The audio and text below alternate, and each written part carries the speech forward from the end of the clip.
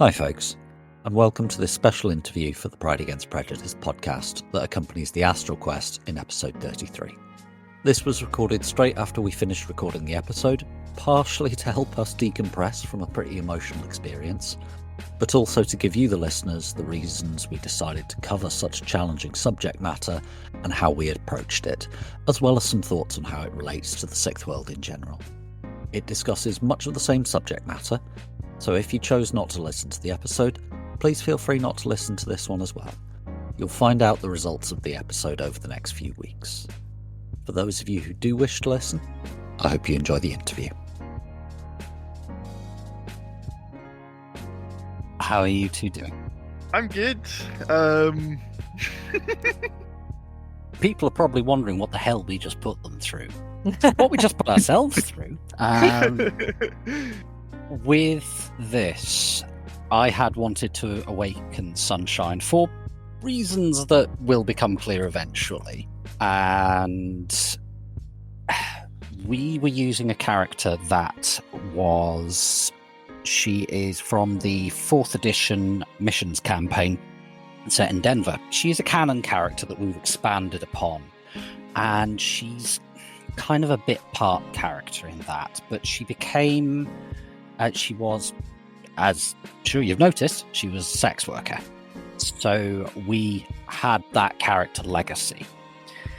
And the Dweller on the Threshold, as I emphasised to Rosie and to Michael when we were planning this, the Dweller is not evil, but it's definitely not nice. And it wants, insofar as we understand its wants, to test those that encounter it, and it will use everything from somebody's past in order to do that.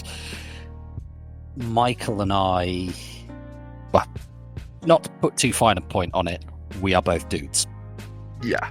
I did not feel that we could discuss this subject matter as two guys in a sensible way, if not sensible, in a way that was respectful of the subject matter. So I asked Rosie, our lovely editor, to give us a hand. I couldn't have done this without them. I gave these folks the brief. How did you two go about building this? So I guess I'll start. Yeah. So as Rid's already said, Sunshine is a canon character who sort of accidentally along the way of another campaign that is still ongoing. Our home game, yeah, which is not published, but it's that's that game's going 3 years. Nearly every week for 3 years, my God. Like the one good thing that came out of COVID. Yeah. I should mention as well, actually, that Rosie here is a player in that game as well, as she plays a fantastic character called Dixie, who's just the most wholesome character you will ever come across. Dixie's amazing. Very different to the Dweller on the Threshold. Yeah. The Dweller's a douche. My character in that main campaign, Luna, fairly organically, I would say, ended up spending more and more time with Sunshine. No, those names were not planned, by the way. Just happened. I ended up with two characters, one called Luna and one called Sunshine. This is eternally confusing for your GM. And then they kind of eloped together, I guess, Eloped, got tossed out of Denver by Ghost Walker. Sunshine didn't have to come. She chose to come with Luna, which was true. Yeah. Luna didn't exactly have a choice in the matter, though. Yeah. Like Luna was leaving, and then she was like, "Hey, Sunshine, so New York?" I feel that was actually a big character development for Sunshine, because that was one of the she that was a big leap of faith and a big choice to go with this person that she met, as we explored in the scene that I'm sure we'll go back to later, but she met Luna on the job, which makes their relationship complex, but it was a very brave thing to decide to actually trust her gut instinct and instead of the doubts that other people were putting on her, and say, no, this relationship is meaningful to me. She doesn't just see me as sexual gratification. I value this relationship. And I would say as well, a hell of a lot of trust to give that much power over your own life to someone else, because Luna basically paid her debt off for them both to be able to move to Denver. It was a hell of a lot of money that I made you cough up. Yeah, like a frightening amount of money. So one of the things I'm aware of with these two characters is, because Luna's also quite a lot older than Sunshine. Luna's in her 40s, Sunshine's in her 20s. And one of the things I'm aware of with those two characters, and yes, I'm playing two characters in two games who are dating each other. It is exactly as weird as it sounds. It's confusing. Yeah. We need to make a blooper reel at some point of me going, so Luna, and I'll say Sunshine, and me going, fuck. yeah, it happens so often. The amount of stuff that you guys didn't hear on the cutting room floor where we've had name mix-ups. I've even done it. Yeah. Yeah. But one of the things I'm aware of with their relationship is it's not necessarily got a wholly healthy power dynamic in it, because you've got that age difference. There is that. To be frank, there is that financial aspect of, you dug me out of a very deep financial hole with your own assets. That's always going to lead to something of a power imbalance in their relationship. And I'm aware that's something to keep in mind for future. I think it's interesting as well, because normally with roleplay games, we want our characters to be the big badass hero. You get that less in Shadowrun, but at the same time, it's interesting to explore this effectively from the NPC's point of view. You've basically put yourself into the NPC's shoes and decided to walk a few miles in them, and now walk the astral planes. Yeah, so why did I decide to create or promote Sunshine into a full player character of an NPC? It was when Rid said he was going to be putting this game together as very much a spin-off series from our home game. It kind of felt like a natural choice, and it left interesting room to sort of connect the two games. Yeah, it is one of the things I do enjoy with these two games, is that they are interlinked, and something I am planning is for events of one game to impact the other, not just through Sunshine Luna's relationship, but I mean, certainly Mav has worked with quite a lot of the other team, the Sea Cucumbers. I do not know why they called themselves that. Do not ask. Do not ask. We, like most of us, can't remember or figure it out. COVID was a strange time, okay, guys? I remember the mission where it happened. It was our code word for something. It was I think it was our shit has hit the fan code word. It was the one with the factory, wasn't it? No, it was the really dark one. It was The one with the girl. With the blind girl. Mission 3 of the Denver campaign, which I was very on the fence about running, but we are getting a little off topic. So, yeah, that's kind of how I ended up with this character, is because there's this NPC who's been dragged along out of Denver into New York, and then I figured, could do all sorts of interesting things with this. And then, Rid kind of suggested, oh, hey, I was interested in awakening this character. So I'm thinking, oh, wait, hold on. Oh, and we sort of took a step back and went, shit. yeah, we're blokes. Yeah, and for context, I'm tall, long hair, beard. I do Viking reenactment as a hobby and go out and batter people with lumps of steel on the weekend. It's like, no, I'm not touching that.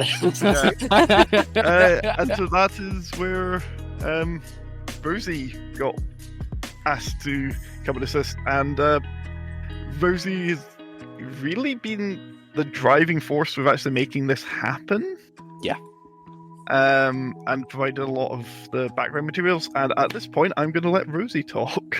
But honestly, it was so exciting to be asked by Ryd to come in as a guest, essentially a guest antagonist on the podcast, which was very, very fun, especially with such an important subject matter, which, as you both said, deserves to be looked at. And honestly, it's a case of, I'm sure that there are far more qualified people, but I did my best to do research, to look into the subject from multiple perspectives, and essentially this was, at the end of the day, sex work it's a key part of Sunshine's story, but it is not the only part. The real story, I think, is Sunshine's relationship to others throughout her life, and what has been psychologically limiting or holding her back.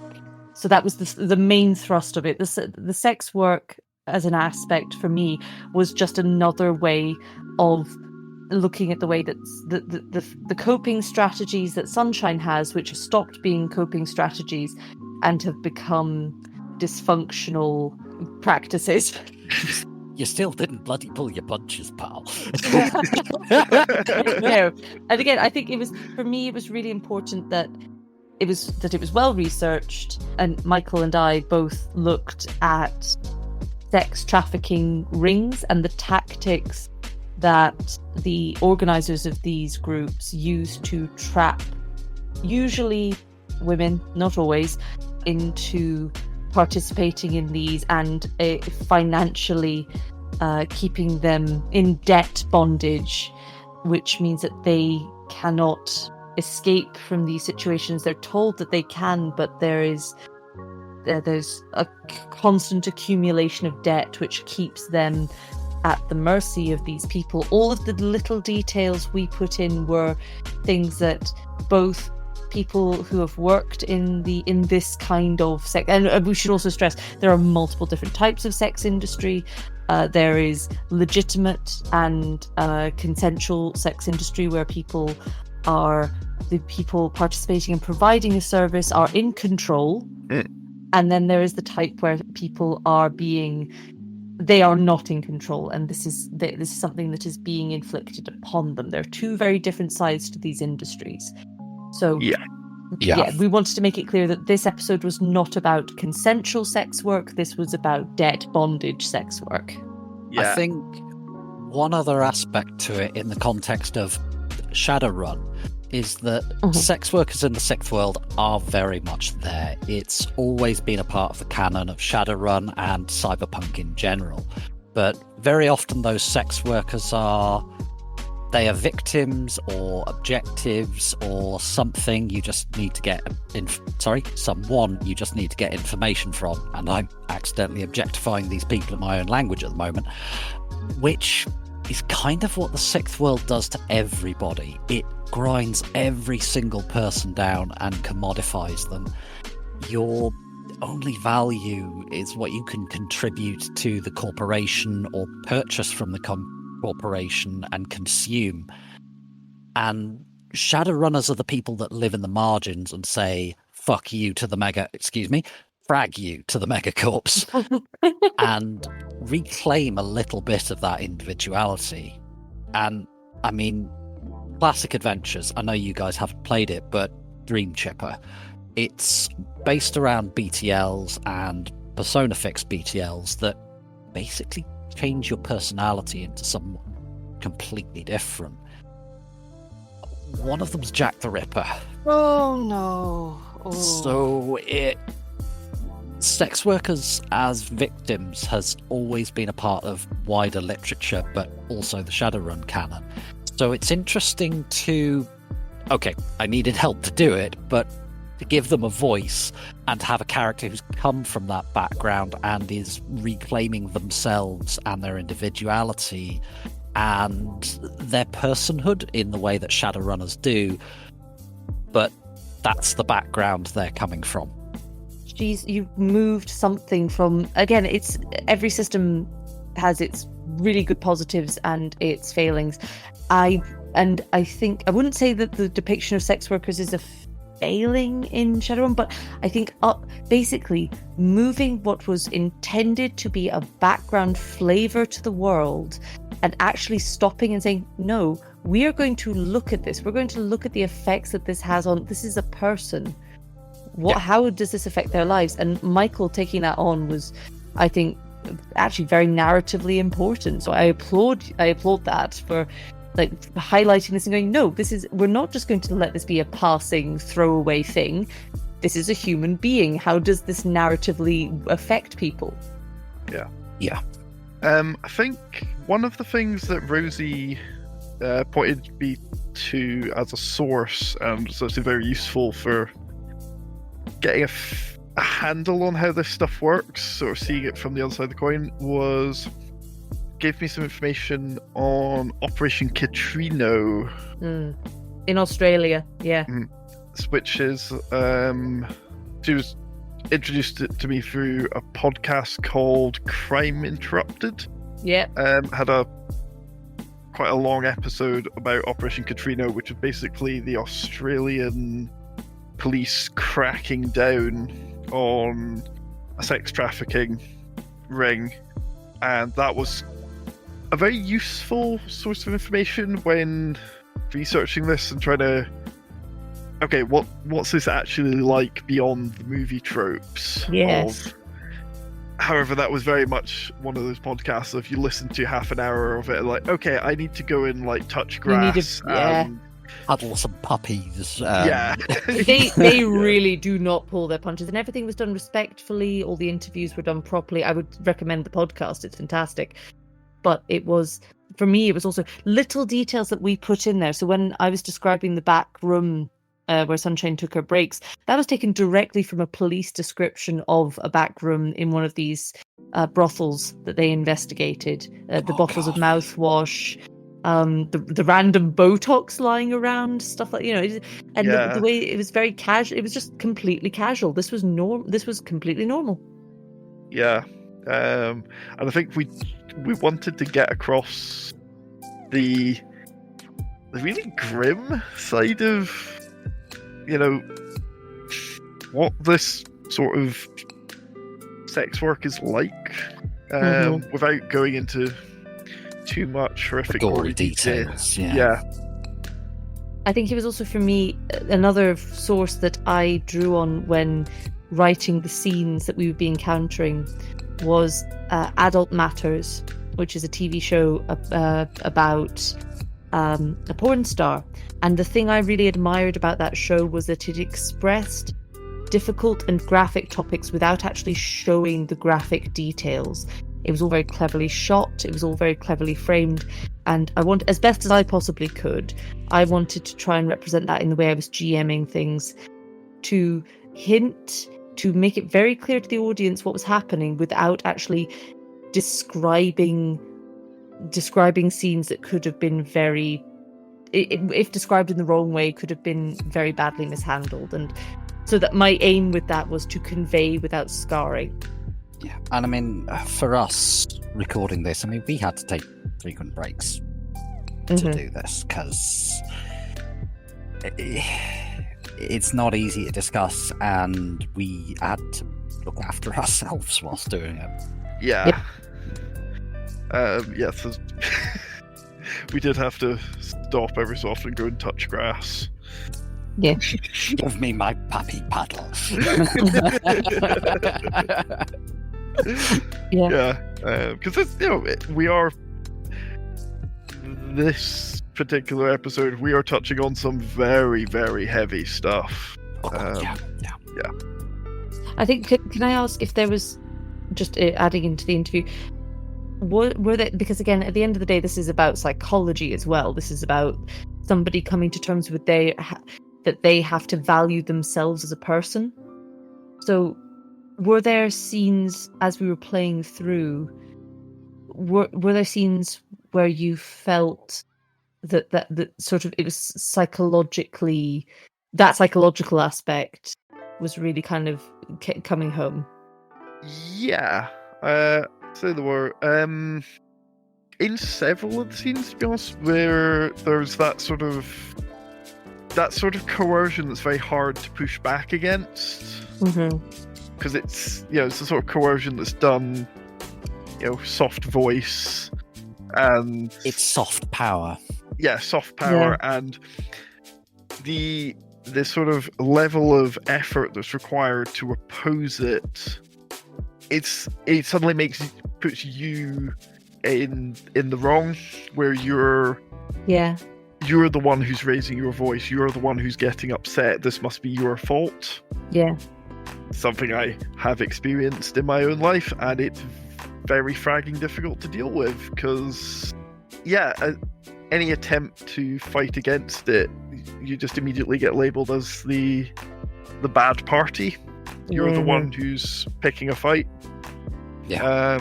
And stormy relationship with family. Hi, I'm Michael.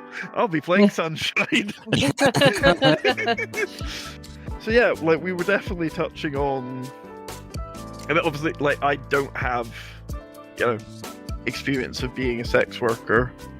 Do you actually have several friends who've done one form of sex work or another, but very much on the consensual side of things? Yeah, they're more on the sort of having an OnlyFans account end of things. I've had a few friends that have worked in sex work as well over the years. I think it's a lot more than is perhaps talked about, and a lot of this episode was about not just looking at that and confronting it, but running headlong into it. In an ideal world, I think but at the end of the day, we're telling a story about a very specific set of circumstances. But in an ideal world, we'd probably be interacting with, in the canon, we'd be interacting with sex workers who are in complete control, and they're in their choices. They've chosen to do this in much the same way that the Shadowrunners choose to do what they do. But I think that's not the story we were telling. So while I think we as players are very clear about the fact that we see sex work as like any other occupation. It's got its great sides, its bad sides, it's got its safe workplaces, it's got its not so safe workplaces. The story we were telling was more concerned with a side of sex work which exists, which is it's somewhat not fair. Less than ideal. It's somewhat less than ideal, putting it lightly. Yeah, the very grimy underside of it. It's also, hopping back to talk about Operation Katrina, the area in Australia where that sort of police sting operation happened to try and catch this ringleader who was sex trafficking women from East Asia. Korea, yeah. That was actually in a state in Australia where sex work is legal and is regulated. So that was very much... The two were almost existing side by side. Yeah, and actually sort of meshed into each other almost. Even though there was this legal option, people will still... They can almost use the legal end of things as like a smokescreen to hide their criminal activities. Something that you were saying earlier, Rosie, that I thought was quite interesting was about how some sex workers in the Sixth World are having a choice in what they want to do. It also raises questions not just about sex workers, but about everyone in the Sixth World, about how much choice do they really have and how at the mercy of the greater powers they are, be it great dragons, megacorps, the fragging Dweller upon the threshold. They actually have. And even Shadowrunners, to some extent, yes, they're living in the margins, but they're still needing these... They're living in the cracks between these big, like, tectonic plates that are moving around, just trying not to get crushed by them. Yeah. And they also couldn't exist without them. So how much choice do they have? Is it all just an illusion? Are Shadowrunners just having their own Dweller trip? Is it... Yeah. It's really a bit of a nightmare in the way that sort of looking at the ultimate extent of Marx's criticisms of capitalism, where we have become, since we have become, how do I put this? We are so divorced from our own selves we have become products. So we sell and we are sold to, and we sell ourselves in the Shadowrun constantly. So in terms of Shadowrun, the narrative, sex work is just another form of selling, of making yourself a product, which everybody in the Sixth world is doing. To a greater or lesser extent. I mean, the ugliest troll street Sam, who looks like he's walked into a door repeatedly and then had it slammed in his face several times. He's selling his body as well. He's a meat shield. He's there to soak up the lead for the rest of his team. He's shoving cyberware into himself to get that edge, to be that little bit faster, that little bit stronger, that little bit tougher. And he's cutting away his essence, which is essentially his soul. So he's selling himself as well. He's just selling something different. Yeah. It's still a kind of prostitution. So to sort of expand on that, there's a couple of... It's one of these sort of sound-bitey things that does the rounds on Facebook every so often, but if you think a sex worker sells their body but a coal miner doesn't, you don't have a problem with selling your body, you have a moral issue with sex work. Yeah. Exactly. And I think that was a key thing here. We didn't want to just add to seeming to say, oh, and we're morally judging people. It's like, no. If this was who we're judging are the people who are manipulating people. And again, that was nothing from Operation Katrina. A lot of these women worked in the sex industry and were perfectly happy with the choices and the work in Korea, but it was a very different type of work that they were being forced into in Operation Katrina. Yeah, and it was very much using particularly debt and sort of incurring financial costs to keep working as a form of control. And to a certain extent, again, I'm trying to use this as like a microcosm to look at the sex world in general. Yeah. How's that different to a wage slave working for Ares macro technology or as technology? Yeah, they're still being manipulated. They're still being abused. Yeah. They're still being held there by debt. Yeah. So, I mean, like, a common thing with Shadowrun is, of course, cyberware. What if you need cyberware for your job? Oh, just get it through the corp. They'll fund it for you. You just pay it back. There's plenty of Shadowruns that are repo men. Somebody's left the corp. Their investment is still in that person. We would like our investment back. And excuse me for going down this road, but that even extends to parents who they have a kid that's educated by the corp. They try to leave the corp. No, the corp wants that kid to stay there because they've paid for that education. Them is an asset. And it's Shadowrun, for all we have fun with it, it's an awful world. yeah, it's a terrible place to live. I would also say this is actually expanding on a conversation I've had with a mutual friend of myself and Ryd's, Cathbad, to use his runner name effectively. Yeah. You gotta have to explain that to him, and I want to be there for that conversation to watch the first look of confusion, then oh cool on his face. Yeah. So yeah, Kafad, very, very cool guy. But I remember having a conversation with him on a very similar thing about in our world nowadays. How free are any of us really? Because, like we all have to buy food, right? So Yeah. that means you have to get money, which means you have to have a job. And can you choose to have any job you would like? No. Like, there are some industries, there are just not enough jobs for the number of people who want to work in that industry. This is why I am not an archaeologist / HEMA instructor. Or, you need specific education, which you might not be able to afford. Or occasionally, people just don't have the skills. Yeah, people don't have the skills. You might want to do a thing, but you just can't. It was a very interesting and kind of depressing conversation about the state of the world. We almost sort of started edging into Plato's cave in places. Yeah, and I think role-playing lets us do that. Yeah. In a very behind-the-curtain kind of way. Mm. This got far more philosophical than I was expecting. No, I think that's also something that role-playing is actually quite important for, is for exploring, at the end of the day, all these problems that happen in the sixth world,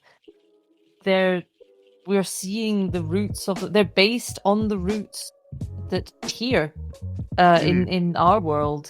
They're problems that are not that far away from our own experience.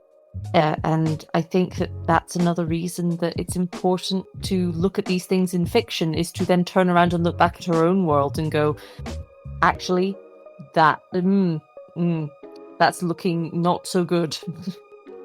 And it's one of the things that Shadowrun is good at because it is near future. Mm. It lets us look at certain aspects of our world in a lot more detail than perhaps a fantasy setting would. I mean, don't get me wrong, I love Warhammer Fantasy roleplay, but it's bloody silly. Yeah. Yes, I love the Warhammer world dearly as a setting, but I don't think we would be able to do this sort of heavy philosophical deep intrigue of the soul sort of mission in Warhammer Fantasy. I don't see like a megacorp run by goblins. The comments. Nasty little gits is gonna get your new yen. And let's stop there before we get sued by GW. My brain just went to a very, very strange place. So, Galaxy Quest. Oh god, yeah. Yeah, mash that together with Warhammer Fantasy. By Sigmar's hammer! What a saving! There you go. Cyberpunk dystopia Warhammer with a Galaxy Quest thrown in. With a little bit of Alan Rickman. Yeah. Cool. Do you have anything? Either of you have anything to add before we finish up? I just say it's been an absolute pleasure and an honor to be a part of this small section of the game, and I hope that while it's dark, I hope that people can get something meaningful from it. And thank you, Rosie, for helping us out, and also for playing Sally Boom Boom in an earlier part of this same run that's been going over 13 recording sessions now. We've spent like 3 months recording this mission. Oh my god. It's been wild.